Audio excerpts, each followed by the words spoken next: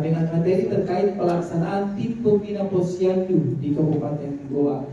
Nah, saya mau sama-sama dulu 26 puskesmas yang sudah hadir pada hari ini. Sudah hadir semua? 26 puskesmas.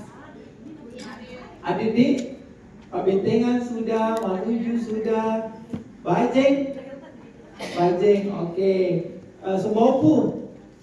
Sembopu, Patalasa, Paceleka, oke, terima kasih. Laua, oke. Pak Bentengan sudah, Kampili, oke. Palangga, Gentungan, Kanjilo, oh iya, Moncobaran, terima kasih. Bontolongpo 1, Bontolongpo 2, oke. Tondok Rita hadir. Tompo Bulu, oh Pak Tompo Bulu ada Pantok. Sapaya, Tinggi Moncong, oke. Amona, oke. Paraloe, oke. Pontomarano, oke. Berarti hadir semua ya, alhamdulillah. Hadir semua Pak Walid dari peserta yang kita undang ini hadir semua. Dengan koordinator wilayah mungkin ya, pengelola pustu posyandu yang pembina posyandu mungkin sudah dengan pasangannya masing-masing di tempat duduknya ya. Pembina posyandu dengan pelaksana prokes di puskesmas masing-masing. Baik, saya berikan kesempatan kepada pemateri dan waktu dan tempat dipersilahkan. Baiknya mungkin mempersilahkan diri dulu. Apa statusnya, apa tinggal di mana? Baik ya, saya persilahkan. Baik, terima kasih Pak Arul. Ya. Baik, saya mulai. Bismillahirrahmanirrahim. Assalamualaikum warahmatullahi wabarakatuh. Mohon izin. Pertama-tama saya ingin menyampaikan permohonan maaf kepada Bapak Kepala Dinas PMD yang setibanya beliau yang akan hadir pada kegiatan hari ini, tapi karena faktor kesehatan beliau tiba-tiba menghubungi saya untuk menghadiri kegiatan di Golden Tulip ini. Baik, saya disuruh hadir untuk menyampaikan terkait dengan peran Dinas PMD dalam penguatan posyandu era baru di Kabupaten Goa. Baik, saya berdiri saja, Bu.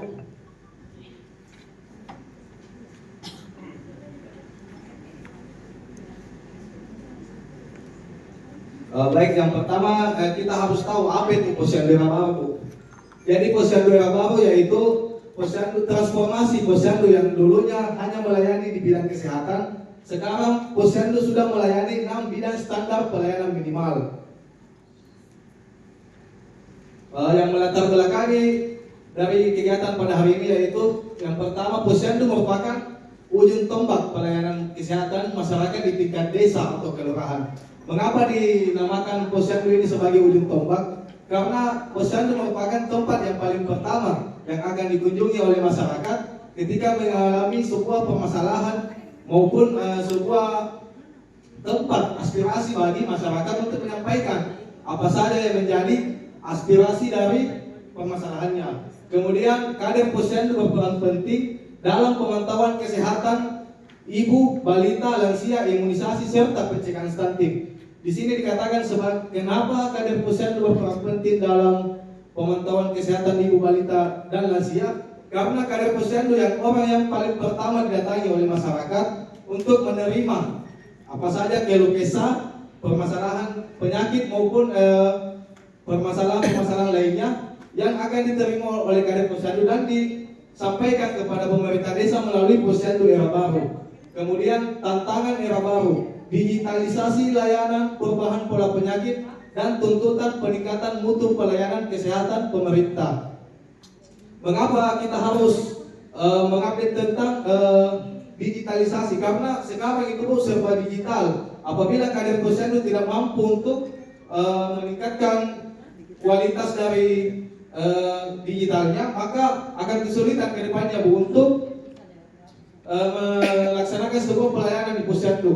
Kemudian pemerintah Kabupaten Goa menempatkan kader posyandu sebagai mitra yang strategis dalam mewujudkan masyarakat sehat, cerdas, dan sejahtera. Mengapa pemerintah Kabupaten Goa menempatkan kader posyandu sebagai mitra yang strategis? Karena Posyandu merupakan mitra dari pemerintah desa di Posyandu Rabawi ini. Jadi perpanjangan dari pemerintah desa dan kelurahan. Kenapa dinamakan Posyandu Rabawi? Karena dia tidak hanya melayani di bidang kesehatan saja.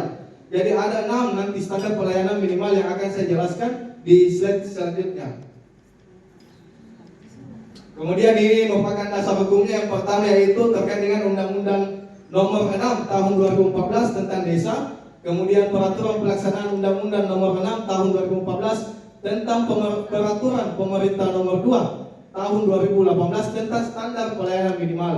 Kemudian peraturan Menteri Dalam Negeri Nomor 69 Tahun 2021 tentang standar penerapan pelayanan minimal. Kemudian peraturan Menteri Dalam Negeri Nomor 13 Tahun 2024 tentang pos pelayanan terpadu. Nah Ibu, sekarang itu Posyandu sudah memiliki undang-undang tersendiri. Jadi Posyandu yang dahulunya tergabung di Undang-Undang Nomor 6 Tahun 2014 tentang Desa, sekarang Posyandu sudah mempunyai dasar hukum yang tersendiri. Mengapa Posyandu harus mempunyai dasar hukum tersendiri? Karena Posyandu di era baru ini merupakan perpanjangan tangan langsung dari pemerintah untuk melaksanakan pelayanan 6 pelayanan standar minimal. Jadi tanpa adanya dasar hukum yang kuat, maka Posyandu itu bisa dikatakan lemah dalam penerapannya.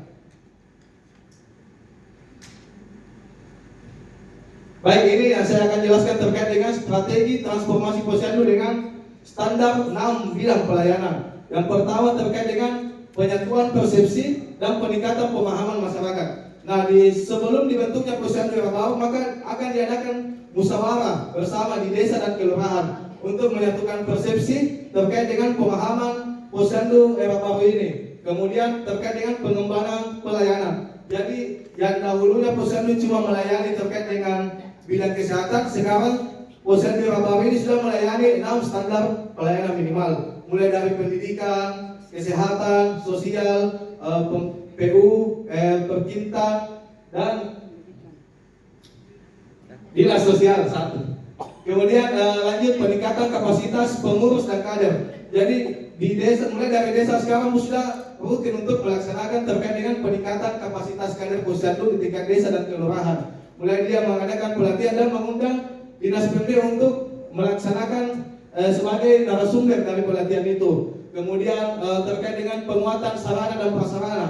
Di sini mengapa penting dikuatkan untuk penguatan sarana dan prasarana? Karena Posyandu apabila Posyandunya tidak memadai atau belum permanen, akan sulit untuk melaksanakan Posyandu era baru ini. Karena dahulunya Posyandu cuma dilaksanakan dengan 5 meja, bakalan bertambah nanti Bu menjadi 10 meja pelayanan. Jadi bukan cuma di kesehatan saja 5 meja itu, bakal ditambah menjadi 5 di bidang lainnya Bu. Kemudian terkait dengan penataan dan peningkatan kapasitas kelembagaan. Nah di sini Bu, Posyandu era baru ini saya jelaskan. Dahulunya di Posyandu cuma dikelola oleh yang namanya Pokjanal ya. Pokjanal. Sekarang Posyandu mulai dari Kementerian Dalam Negeri, Gubernur, Bupati sampai ke tingkat desa sudah ada strukturnya Bu. Jadi struktur tim pembina Posyandu ini sudah sangat terstruktur dari atas sampai ke bawah. Mulai dari ketua tim pembina Posyandu di tingkat pusat itu Ibu Mendagri, kemudian di tingkat provinsi itu Ibu Ketua Tim Penggerak PKK Provinsi. Kemudian di kabupaten itu yang menjadi ketua tim pembina dari Posyandu ini yaitu Ibu Ketua Tim Penggerak PKK dari kabupaten. Kemudian di tingkat kecamatan juga ada Bu ketua tim penggerak PKK-nya yang menjadi ketua tim pembina dari Posyandu. Kemudian di desa yang menjadi ketua tim pembina dari Posyandu ini merupakan Ibu Ketua Tim Penggerak PKK di desa itu atau kelurahan. Jadi sudah terstruktur Bu dari susunan tim kepengurusannya dan tim pembinanya. Kemudian pemantapan koordinasi kebijakan dan pembinaan. Jadi kita setelah dibentuknya Posyandu era baru ini bakalan ada yang namanya koordinasi dan pemantapan kebijakan. Mengapa harus dilaksanakan? Karena kita akan memantau bagaimana jalannya Posyandu ini agar bisa sesuai dengan apa yang ada di Permendagri 13 tahun 2024. Mengapa kita contohnya di sini Bu terkait dengan koordinasi, kemarin diadakan rapat koordinasi tingkat nasional oleh tim pembina Posyandu tingkat pusat dan mengundang kami dari kabupaten, provinsi untuk datang hadir pada kegiatan hari itu untuk melaksanakan koordinasi. Kemudian pembinaan bakalan berjenjang Bu dari kabupaten hingga ke desa. Kemudian dari semua indikator yang ada pada slide di atas, penguatan pendanaan lah Bu yang paling penting dalam mendukung keberlangsungan posyandu. Karena apabila pemerintah tidak mendukung terkait dengan masalah pendanaan, bakalan sulit Bu berjalan ini posyandu. Kemudian saya lanjut tugas dan fungsi posyandu era baru. Yang pertama, tugas posyandu. Jadi posyandu memiliki tugas membantu kepala desa atau lurah melakukan pemberdayaan masyarakat, ikut serta dalam perencanaan dan ikut dalam pembangunan. Tugas posyandu dilaksanakan berdasarkan standar pelayanan minimal. Jadi ini Bu, tugasnya posyandu. Kemudian posyandu juga memiliki fungsi sebagai penyampai dan penyaluran aspirasi dari masyarakat. Kemudian peningkatan kualitas dan percepatan pelayanan pemerintah desa atau kelurahan kepada masyarakat desa atau kelurahan. Kemudian menumbuhkan, mengembangkan dan menggerakkan partisipasi swadaya masyarakat, gotong royong masyarakat. Jadi ini Bu, fungsinya posyandu jadi tempat untuk menyampaikan aspirasi dan menerima berbagai keluh kesah yang ada pada masyarakat. Kemudian tadi terkait dengan tugas dan fungsi posyandu, jadi saya tambahkan menjadi tugas pengurus dan kader posyandu di era baru ini. Jadi tugas dan pengurus kader ini Bu, pengurus dan kader ini berbeda Bu. Jadi pengurus yang orang yang merupakan yang menerima aspirasi dari kader yang disampaikan melalui masyarakat, kemudian dan menindaklanjuti ke pemerintah. Jadi tugas pengurus meliputi yang pertama, menyusun program atau kegiatan posyandu kepada pemerintah dan kelurahan. Kemudian melaksanakan program atau kegiatan di posyandu, kemudian melakukan koordinasi dengan tim pembina posyandu di tingkat desa dan kelurahan dalam pelaksanaan program kegiatan yang berdasarkan standar pelayanan minimal. Kemudian menyiapkan bahan penyusunan laporan pelayanan posyandu kepada desa atau kelurahan. Kemudian lanjut ini Bu, tugas kader dari posyandu meliputi yang pertama, melaksanakan pelayanan sesuai dengan bidangnya. Kemudian mempersiapkan tempat pelaksanaan posyandu, kemudian melakukan pendataan dan identifikasi pelayanan posyandu sesuai dengan standar pelayanan minimal. Kemudian melakukan komunikasi, informasi dan edukasi dengan standar pelayanan minimal. Kemudian mengomplikasi kegiatan pelayanan posyandu sebagai bahan penyusunan laporan pelayanan posyandu kepada pengurus. Nah ini Bu, yang merupakan tugas-tugas dari kader posyandu sesuai dengan standar pelayanan minimal di bidang-bidangnya. Jadi tugas yang dari bidang pendidikan ini Bu meliputi identifikasi pendidikan anak usia dini. Kemudian dari tugas yang kedua yaitu identifikasi ketersediaan dan pengelolaan perpustakaan desa. Kemudian identifikasi penyediaan alat peragam edukasi terkait dengan pendidikan. Di sini Bu, kader dari bidang pendidikan harus mampu mengetahui apa saja tugas-tugasnya yang akan dilaksanakan ketika posyandu era baru sudah mulai dilaksanakan. Saya tambahkan lagi terkait dengan tugas dari bidang pendidikan ini, mendata terkait dengan berapa saja anak yang putus sekolah yang ada di desa atau kelurahannya. Kemudian di bidang kesehatan ini Bu, saya rasa Ibu sudah tahu semua pasti tugas-tugasnya dari bidang kesehatan ini, karena sebelum adanya posyandu era baru ini, bidang dari kesehatan ini yang melaksanakan tugasnya Bu. Jadi yang pertama terkait dengan tugas dari bidang kesehatan ini sebagai penggerakan kunjungan posyandu untuk semua sasaran. Jadi di desa masih terdapat terkait dengan posyandu remaja, lansia atau balita. Sekarang di posyandu era baru ini sudah terintegrasi Bu. Jadi sudah terpadu dalam pelayanan kesehatannya. Jadi digabung dari balita, lansia dan remaja. Kemudian penyuluhan untuk semua kelompok sasaran, deteksi dini risiko masalah kesehatan di semua kelompok sasaran. Kemudian pemantauan perilaku kepatuhan keluarga mendapatkan pelayanan kesehatan yang maksimal. Kemudian lanjut Bu, di bidang pekerjaan umum ini tugasnya dia mengidentifikasi pemenuhan pokok air bersih dan pengelolaan limbah rumah tangga. Kemudian identifikasi sumur air tanah untuk air baku. Kemudian lanjut identifikasi kebutuhan pembangunan jalan umum di desa atau kelurahan. Apabila misalnya ada jalanan umum di desa yang mengalami kerusakan, maka kader dari bidang pekerjaan umum ini yang akan mendata dan mengidentifikasi. Kemudian dia yang akan melaporkan ke pemerintah setempat untuk ditindaklanjuti. Kemudian di bidang perumahan rakyat, identifikasi penyediaan rehabilitasi rumah layak huni, kemudian edukasi lingkungan bersih dan sehat terkait dengan pengelolaan pekarangan rumah untuk budidaya tanaman pangan dan dapat untuk mendukung keanekaragaman konsumsi. Kemudian di bidang Trantibulimas atau bisa dikatakan sebagai Satpol PP, jadi ini tugasnya yang dari Kadep Posyandu Limas ini terkait dengan edukasi terhadap kesiapsiagaan bencana. Kemudian terkait dengan pembinaan dan penyuluhan pelaksanaan patroli keamanan, pemberdayaan dan perlindungan masyarakat dalam rangka ketentraman dan ketertiban umum. Jadi ini Bu semua terkait dengan masalah keamanan dan tugasnya Bu. Kemudian di bidang sosial ini terkait dengan edukasi, kesetaraan dan keadilan gender, disabilitas dan inklusi sosial. Ini Bu di Kadep Bidang Sosial juga harus mampu untuk memberikan edukasi kepada kaum disabilitas karena pasti di desa atau kelurahannya itu terdapat kaum disabilitas yang perlu untuk bimbingan atau edukasi Bu. Karena pasti di desa atau kelurahan ini pasti kaum disabilitasnya pasti kalau tidak diberikan edukasi yang baik atau motivasi pasti dia bakalan kurang motivasi Bu untuk melaksanakan kegiatan. Kemudian lanjut terkait dengan edukasi, identifikasi dan pendayaan fakir miskin yang tidak mampu untuk mendapatkan bantuan sosial. Di sini Bu kita harus mengidentifikasi karena di desa atau kelurahan ini masih terdapat orang yang dikatakan miskin tapi tidak mendapat bantuan. Nah ini Bu tugasnya Kadep Bidang Sosial untuk mengidentifikasi dan melaporkan ke pemerintah bahwasanya ada masyarakat yang miskin tapi dia tidak mendapatkan bantuan dari pemerintah dan dia yang akan mengawal atau menjadi fasilitator sehingga bisa mendapatkan bantuan itu. Kemudian lanjut peran Dinas PMD Bu. Di sini Dinas PMD berperan sebagai membina dan memperkuat kelembagaan Posyandu. Kemudian mendorong integrasi program Posyandu dalam perencanaan di desa. Kemudian memastikan dukungan anggaran dari dana desa, fasilitator energi lintas sektor seperti Dinas Kesehatan, PKK dan kecamatan. Jadi di sini Bu bukan cuma Dinas PMD yang berperan sebagai penguatan dari Posyandu, bakalan terjadi lintas sektor Bu berkolaborasi dalam mendukung terlaksananya Posyandu ini.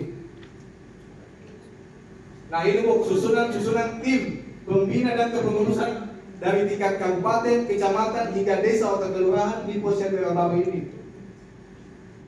Baik di SKP pembina Posyandu di Kabupaten Goa ini, jadi Bupati Goa ini Bu jabatannya sebagai penasehat di Posyandu Rabawi ini. Kemudian Wakil Bupati Goa sebagai wakil penasehat. Kemudian yang menjadi penanggung jawab Bapak Sekretaris Daerah. Kemudian yang menjadi ketua tim dari tim pembina Posyandu ini merupakan ketua tim penggerak PKK dari Kabupaten Goa, Ibu Waru, Ibu Anita Brinda. Kemudian yang menjadi sekretaris dari tim pembina Posyandu ini merupakan Kepala Dinas PMD. Kemudian yang menjadi wakil sekretaris yang menjabat sebagai sekretaris satu tim penggerak PKK Kabupaten Goa. Kemudian bendahara sekretaris Dinas PMD dan yang menjadi ketua dari bidang-bidang Posyandu Rabawi ini Bu merupakan kepala dinas yang terkait dengan dinas-dinas bidang pelayanan ini. Contohnya di bidang pendidikan ini yang menjadi ketua bidangnya kepala dinas pendidikan. Kemudian di bidang kesehatan ini yang menjadi ketua bidang dari Posyandu ini kepala dinas kesehatan. Kemudian lanjut di tingkat kecamatan Bu yang menjadi penasehat dari tim pembina Posyandu ini merupakan Bapak Camat. Kemudian yang menjadi ketua tim pembinanya Ibu Ketua PKK-nya Ibu Camat. Kemudian menjadi sekretaris bendahara ini merupakan aparat dari kecamatan itu. Kemudian menjadi ketua dari bidang-bidang ini merupakan orang yang terkait dengan bidangnya. Contohnya di sini di Kecamatan Bajeng Barat ini yang menjadi ketua dari bidang pendidikan ini Ibu Suryani SPD. Jadi yang menjadi ketua bidangnya ini merupakan sarjana yang berada pada bidangnya ini. Contohnya di bidang pendidikan ini Ibu Suryani SPD. Kemudian yang menjadi ketua di bidang kesehatan Ibu Haja Herawati SK MKes merupakan kepala puskesmas dari Puskesmas Gentungan. Kemudian lanjut terkait dengan SK tim pembina Posyandu di desa atau kelurahan. Nah yang menjadi penasehatnya sama seperti yang tadi di kecamatan. Yang menjadi penasehat yaitu Bapak Kepala Desa. Kemudian yang menjadi ketua tim pembinanya yaitu Ibu PKK, Ibu Ketua PKK. Kemudian yang menjadi sekretaris dan bendaharanya merupakan aparat desa. Dan yang ketua-ketua dari bidangnya ini merupakan orang yang dipercayakan oleh Bapak Kepala Desanya. Kemudian tadi terkait dengan SK tim pembinaan di desa dan kelurahan ini terdapat yang namanya SK tim pengurus posyandu desa atau kelurahan. Jadi yang menjadi sama susunannya Bu, yang menjadi ketua sekretaris bendahara merupakan yang tadi Ibu Ketua tim penggerak PKK-nya, kemudian aparat desa, dan terdiri dari ketua-ketua dari bidangnya itu dari bidang pendidikan, kesehatan, pekerjaan umum, perumahan rakyat, Trantibulina, sosial dan pendidikan. Dan di sini Bu, jumlah kadernya yang awalnya cuma 5, sekarang sudah ditambah menjadi 10 Bu. Dan kader yang dari bidang kesehatan itu Bu, tidak bisa dikasih pindah. Saya jelaskan di sini Bu, jadi yang posyandu Rabawi ini tetap Bu, kader bidang kesehatan tetap di bidang itu. Jangan lagi dikasih pindah di bidang lain. Karena mengapa dikatakan sebagai bidang kesehatan yang tidak bisa dikasih pindah? Karena dia yang sudah dilatih terkait dengan keterampilan dasar. Jadi nanti Bu, pemerintah desa akan menyiapkan tambahan 5 kadernya ini dan tidak boleh diambil dari posyandu lain. Contohnya di sini ada yang bertanya, bagaimana kalau misalnya kader posyandu kita kasih pindah menjadi kader di bidang lain di posyandu itu? Tidak bisa Bu, karena tetap posyandu yang tidak dikatakan Rabawi ini tetap melaksanakan tugas posyandunya. Jadi ini di posyandu Rabawi saya sampaikan harus satu saja dulu di tiap desa atau kelurahan. Kalau misalnya kesulitan untuk menambahkan kader, satu saja. Karena ada kepala desa yang bertanya, Bu, bagaimana kalau semuanya dia tambah? Pasti kesulitan Ibu untuk mencari kadernya. Makanya Ibu Sekretaris PKK juga sampaikan Ibu Kaweda bahwasanya kalau mau menambah kader, kita tambah saja dari kader PKK atau Dasawisma. Karena nanti tahun depan sudah direncanakan untuk pelatihan posyandu Rabawi ini tingkat kabupaten yang diundang nanti Ibu Ketua tim pembinaannya Bu, semua desa atau kelurahan. Ibu Ketua PKK yang sudah merencanakan kegiatannya. Jadi Bu, di bidang pendidikan, PU, perumahan dan Trantibulina sosial ini kita tambahkan 5 Bu, kader tambahan nanti. Dan kader bidang sosial, kader bidang kesehatan ini tidak bisa lagi diubah-ubah di bidang lain. Tetap dia di bidang kesehatan dan menjalankan tugasnya sebagaimana mestinya terkait dengan bidang kesehatan. Kemudian pembentukan dan syarat pembentukan posyandu Rabawi. Jadi di posyandu Rabawi ini Bu, tidak sembarangan dibentuk Bu. Jadi ada nanti yang namanya nomor registrasi dari Kementerian Dalam Negeri yang dikirimkan melalui Dinas PMD. Jadi posyandu dibentuk atas prakarsa dari pemerintah desa atau kelurahan dan masyarakat melalui musyawarah. Kemudian pembentukan posyandu disertai dengan pemberian nomor registrasi yang ditetapkan oleh Menteri Dalam Negeri melalui Direktorat Jenderal Bina Pemerintahan Desa. Nah ini Bu, contoh dari formulir registrasi posyandu Rabawi di tingkat desa dan kelurahan. Jadi Bu, ada beberapa persyaratan yang harus dilengkapi dalam pembentukannya, seperti dengan musyawarah, kemudian SK-SK-nya harus lengkap dari desa sampai provinsi Bu. Kemudian ditandatangani atau diketahui oleh kepala desa atau lurah, kemudian dikirimkan ke Dinas PMD sebagai tembusan untuk ke Kementerian Dalam Negeri. Pembinaan posyandu melibatkan lintas sektor. Jadi pembinaan posyandu ini Bu, bukan hanya di Dinas PMD tetapi terkait dengan bidang-bidang standar pelayanan minimal tadi yang saya sebutkan, dilaksanakan pembinaan Bu nanti Bu. Bakalan turun ke desa atau kelurahan melakukan pembinaan. Mulai dari Dinas PMD terkait dengan kelembagaannya, kemudian Dinas Kesehatan terkait dengan pembinaan teknis, pelatihan kader, penyediaan alat kesehatan, kemudian di Dinas Pendidikan itu contoh pembinaannya edukasi pola asuh anak dan gizi di sekolah atau PAUD, kemudian di Dinas Sosial integrasi dengan program perlindungan sosial, kemudian di Bapeda terkait dengan sinkronisasi perencanaan pembangunan daerah, kemudian Dinas PU identifikasi tindak lanjut pembangunan jalan atau fasilitas umum, kemudian di Dinas Perkintan identifikasi tindak pemukiman kumuh, kemudian di Satpol PP identifikasi terkait masalah keamanan dan ketertiban masyarakat, kemudian Dinas Lingkungan Hidup terkait identifikasi pemanfaatan pekarangan kantor desa atau di posyandu. Nah ini Bu, diagram alur pelayanan posyandu Rabawi. Jadi di posyandu Rabawi ini terdapat alur pelayanan yang secara bertahap akan dilaksanakan oleh masyarakat ketika ingin menyampaikan permasalahan atau laporannya. Dari yang pertama warga datang di posyandu menuju meja pelayanan yang akan dituju, sesuai dengan standar pelayanan minimal. Kemudian kader posyandu mendata pemohon terkait apa saja yang menjadi keluhan atau masalahnya. Setelah didata, maka kader akan melakukan verifikasi data untuk mengetahui apakah memang permasalahannya ini bakalan menjadi masalah yang akan ditindaklanjuti atau bisa diselesaikan langsung di posyandu itu. Kemudian setelah diidentifikasi atau verifikasi maka kader posyandu dan pemerintah setempat melakukan kunjungan rumah kepada orang yang melaporkan permasalahannya ini. Kemudian setelah dilakukan kunjungan, maka kader akan mengajukan permohonan apa saja yang menjadi keluhan atau permasalahan kepada pemerintah atau pemerintah desa atau kelurahan.